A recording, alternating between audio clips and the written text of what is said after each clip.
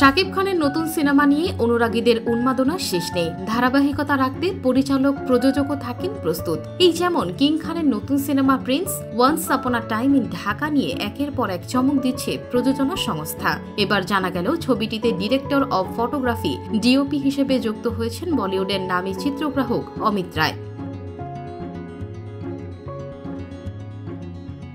অমিত রায় এর আগে animal, ডাঙ্কি, she নিশাব, Ishq Vyshak, ফিদা, সরকার, দেবা, রান, লাভ আজকাল 2 সহ একাধিক হিট ভারতীয় সিনেমার ভিজুয়াল তৈরি করেছেন। পরিচালক আবু হায়াত মাহমুদ বলেন, বাংলাদেশি সিনেমা এমন ভিজুয়াল পাবে যা আগে কখনো দেখেনি দর্শক। আমরা এখন কাজ শুরুর অপেক্ষা করছি, সামনে আসছে আরও চমক।